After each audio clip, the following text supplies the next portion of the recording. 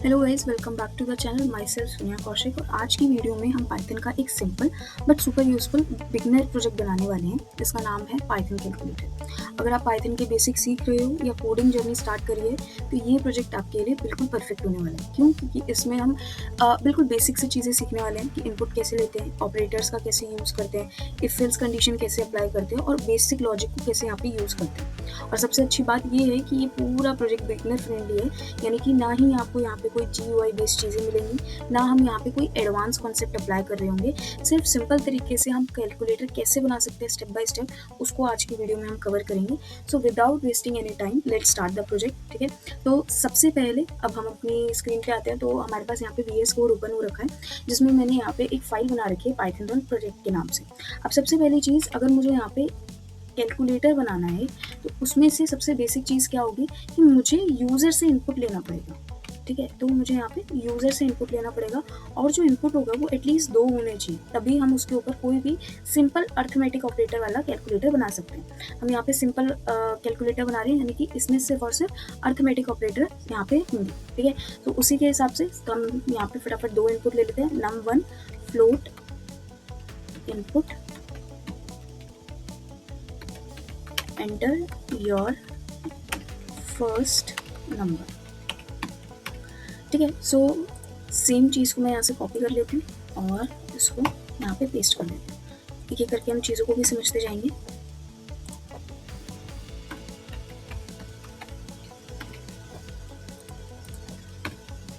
ठीक है, अब समझते हैं यहाँ पे हुआ क्या। जैसे कि अभी हमने बात करी कि हमें कैलकुलेटर बनाना है तो हमें यूज़र से इनपुट लेना पड़ेगा और 2 इनपुट एटलीस्ट हमें चाहिए। तो हमने यहाँ पे वही करा कि अभी हमने 2 इनपुट लिए हैं, बनाए हैं यूज़र से इनपुट लेने के लिए। तो यहाँ पे num1 करके एक वेरिएबल बनाया है जिसके अंदर मैंने काफ़ी सारी चीज़ें उसको असाइन करी। सबसे पहले एक फ्लोट नाम के फंक्शन को ओपन करा है जिसके अंदर अगेन एक इनपुट नाम का फंक्शन ओपन हो रहा है। अब इस इनपुट के अंदर भी हमने कुछ चीज़ें स्ट्रिंग के अंदर लिखी हुई है, जो कि पहली लाइन क्या है, enter your first number. Same चीज़ हम num2 में भी कर रहे हैं, बट यहाँ पे जो इनपुट के अंदर का मैसेज है उसमें हमने लिखा है एंटर योर सेकेंड नंबर। अब जो भी चीज़ आप इनपुट के अंदर लिखते हो वो किसको दिखाई देती है, वो यूज़र को दिखाई देती है। और वो कहाँ पे दिखाई देती है, वो यूज़र को टर्मिनल पे दिखाई देती है, पाइथन की टर्मिनल पे।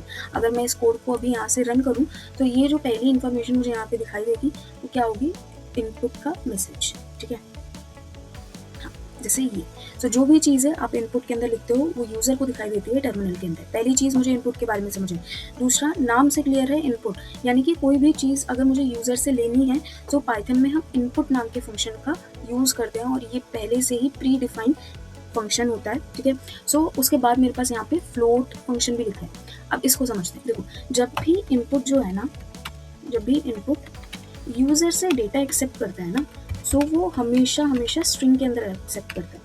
मतलब नहीं होता कि अगर वो जो डेटा नंबर में भी होगा ना तब भी ये किसको स्ट्रिंग में कन्वर्ट कर देगा। यानी कि अगर आपने नंबर में भी, यूज़र ने कोई नंबर भी डाला है इनपुट के अंदर, तब भी इनपुट क्या करेगा, उसको स्ट्रिंग में कन्वर्ट कर देगा। और अब तक हमें पता है कि हम स्ट्रिंग के ऊपर कोई भी अर्थमेटिक ऑपरेटर या कोई भी ऑपरेशन परफॉर्म नहीं कर सकते। तो इसके लिए हम यहाँ पे क्या यूज़ करते हैं, इसके लिए हम टाइप कास्टिंग का यूज़ करते हैं। उसी टाइप कास्टिंग में से आपकी एक टाइप कास्टिंग है फ्लोट टाइप कास्टिंग। तो हम बेसिकली अब यहाँ पे क्या कर रहे हैं कि जो इसने स्ट्रिंग में कन्वर्ट कर दिया है ना, उसको अगेन हम यहाँ पे नंबर में कन्वर्ट कर रहे हैं। क्यों कर रहे हैं, ताकि हम यहाँ पे कैलकुलेशन ईजी कर सकें। अब इसमें हमने यहाँ पे ये चीज़ बताई। अब फ्लोट क्या होता है, कई लोगों को इसमें कन्फ्यूजन होती है। फ्लोट बेसिकली आपके जितने भी डेसिमल वाले नंबर्स होते हैं ना, उनको हम फ्लोट नंबर बोलते हैं। ठीक है, जैसे 25.5, 2.5, ये आपकी क्या है, डेसिमल वाले नंबर जो कि फ्लोट नंबर के अंदर आते हैं। अब आपका जो फ्लोट टाइप कास्टिंग है वो 2 टाइप के नंबर एक्सेप्ट करती है। पहले जितने भी आपके इंटीजर्स होते हैं, इंटीजर जैसे कि आपके पॉजिटिव और नेगेटिव नंबर जो होते हैं, जैसे 1 हो गया, 2 हो गया, इस टाइप के नंबर्स को एक्सेप्ट करती है। दूसरा, वो ऑब्वियसली फ्लोट नंबर को भी यहाँ पे एक्सेप्ट करता है। ठीक है, तो 2 टाइप के numbers float type casting accept करता है, इंट और फ्लोट। ठीक है, अब आगे बढ़ते हैं। हमने यहाँ पे बेसिकली पहली चीज़ समझ ली, कैलकुलेटर बनाने के लिए यूज़र से इनपुट लेना है, 2 इनपुट लेना है।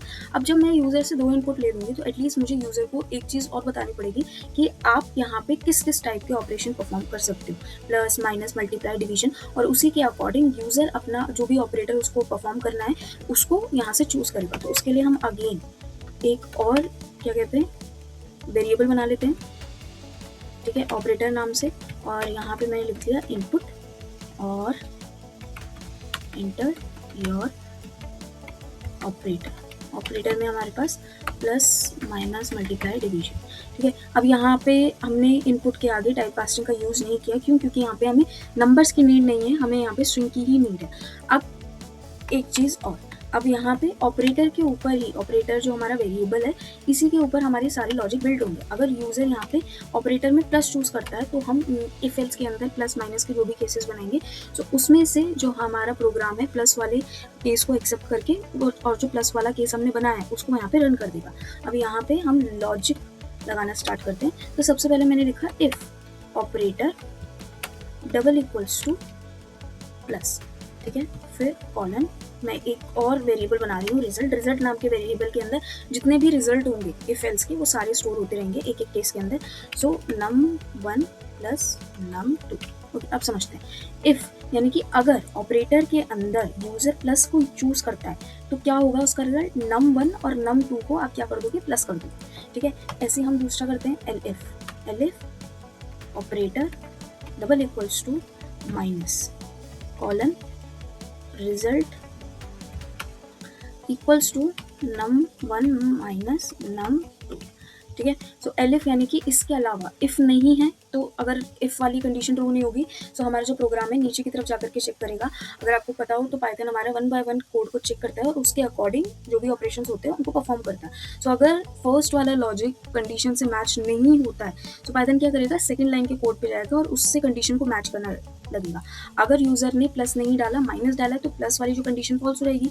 सो सेकंड वाली कंडीशन पे आकर के वो उस चीज़ को चेक करेगा और अगर उसने माइनस डाला होगा और जो भी वहाँ पे चीज़ है, जैसे हमने यहाँ पे लिखा है कि रिजल्ट के अंदर आप क्या करोगे, num1 को num2 से माइनस कर दोगे। सो वो इसी के अकॉर्डिंग आगे की चीज़ें प्रोसीड करेगा। अब हम तीसरा केस भी बना लेते हैं, elif operator double equals to multiply, ठीक है। सो रिजल्ट में इक्वल्स टू में num1 मल्टीप्लाई num2, ठीक है।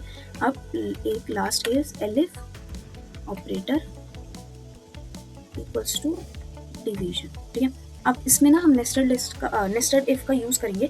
बेसिकली ऑपरेटर में हम यहाँ पे एक कंडीशन और लगा रहे हैं डिवीजन में कि अगर यूज़र ने नंबर 2 में, यानी कि ये जो num2 वेरिएबल है इसमें अगर बाय चांस उसने 0 लगा दिया या उसको 0 ही देना था लेकिन गलती से उसने क्या करा, डिवीजन वाला चूज़ कर लिया या जान के ही करा, तो हमें पता है कि 0 से हम कोई भी वैल्यू को डिवाइड नहीं कर सकते। तो हम यहाँ पर वही कंडीशन लगाएंगे कि if num2 not equals to 0 colon result equals to num1 divide by num2। यानी कि अगर यूज़र ने elif में इस वाले केस में जाकर के डिवीजन को चूज़ करा, डिवीजन सिंबल को, फिर उसके बाद हमारा दूसरा केस और चलेगा क्योंकि अब उसने ये वाली कंडीशन चूज़ कर ली। तो यानी कि ये वाली लाइन मेरी ट्रू हो गई, तो अब प्रोग्राम क्या करेगा, इस वाली लाइन के दोबारा इसके अंदर आएगा, इस कोड के अंदर रन होगा। सो वो क्या कह रहा है कि अगर जो num2 है उसकी वैल्यू 0 नहीं होती तब जाकर के आप ये वाला रिजल्ट पब्लिक करोगे। अगर ऐसा नहीं होता कि बाय चांस num2 की वैल्यू 0 है तब हमारी यहाँ पे एल्स की कंडीशन वर्क हो जाएगी और हम यहाँ पे क्या लिख सकते हैं, result equals to error. Error क्यों है, क्योंकि हमने यहाँ पे डिवीजन अप्लाई करा है बाय 0, ठीक है। सो अगर यूज़र ने डिवीजन वाला सिंबल को चूज़ करा तो जैसे ही डिवीजन को चूज़ करेगा वैसे ही वो चेक करेगा कि क्या num2 की वैल्यू 0 है। अगर नहीं है तो रिजल्ट 1 और 2 दोनों एक दूसरे, सॉरी num1 और num2 दोनों एक दूसरे से डिवाइड कर देगा। अगर num2 की वैल्यू 0 है तब क्या देगा, वो एरर यहाँ पे शो करेगा। अब यूज़र ने अगर इन 4 ऑपरेटर में से कोई और ऑपरेटर अप्लाई कर दिया या गलती से कोई और बटन प्रेस कर दिया तो यूज़र को एटलीस्ट ये पता होना चाहिए, प्रोग्राम खत्म नहीं होना चाहिए, एटलीस्ट उसको पता होना चाहिए कि यहाँ पे कोई भी ऑपरेशन परफॉर्म नहीं किया गया है, ठीक है। सो हम यहाँ पे सिंपली एल्स में क्या लिख देंगे, प्रिंट, ठीक है, रिजल्ट इक्वल्स टू इनवैलिड, ठीक है। अब यहाँ पे सिंपली हम क्या करेंगे, आउटपुट को रन करवाते हैं। सो प्रिंट रिजल्ट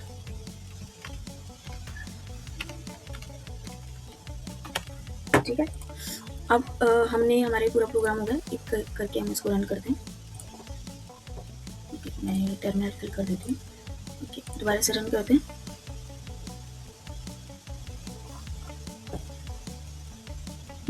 तो हमारा एंटर योर फर्स्ट नंबर आ गया, ठीक है। सो यहाँ पे हम फर्स्ट नंबर डालते हैं, 25 डाला मैंने, फिर 5 डाला, एंटर करा, प्लस ऑपरेटर को चूज़ करा और एंटर, ओके। सो अब यहाँ पे ना एक चीज़, पहले तो हमारा रिजल्ट आ चुका है यानी कि पूरा प्रोग्राम ठीक है। अब यहाँ पे एक चीज़ नोटिस करने वाली है कि मैंने जो भी नंबर्स दिए थे ठीक है एज अ यूज़र, वो इंटीजर में दिए थे, बट उसने मुझे आंसर किस में दिया है, फ्लोट के अंदर यानी कि डेसिमल वैल्यू के अंदर दिए।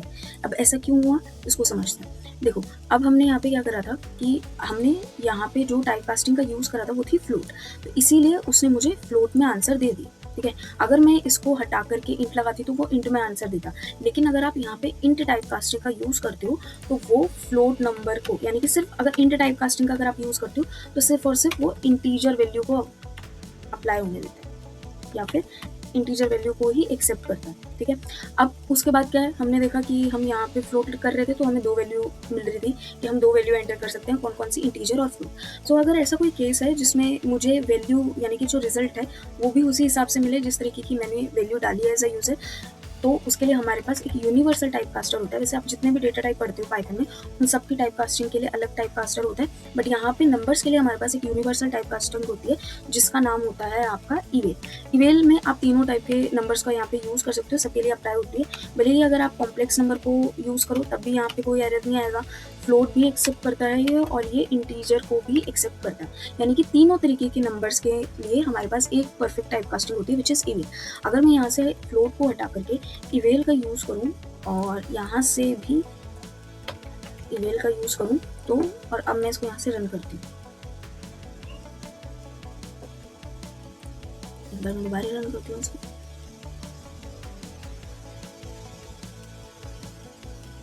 सो सेम, तो अब देखो हमारा जो रिजल्ट है वो इंटीजर में ही आ रहा है। और अगर मैं इसको दोबारा रन करती हूँ ठीक है, और मैंने यहाँ लिखा 25.5 इंटर, 5.5 इंटर और प्लस इंटर, अब देखो मैंने डेसिमल नंबर प्रोवाइड करे थे तो आंसर मेरा किस में आ रहा है, डेसिमल में ही आ रहा है। तो आई होप आपको ये कैलकुलेटर वाला प्रोजेक्ट समझ आया होगा। एज अ बिगनर हमारे लिए हमारा फर्स्ट प्रोजेक्ट होता है। सो अगर आपको कहीं पे भी इसमें डाउट हो so please do let me know in comment section, मैं आपको सोल्यूशन प्रोवाइड करूँगी ठीक है। तब तक के लिए नेक्स्ट वीडियो में मिलते हैं, तब तक के लिए keep learning, keep growing, bye.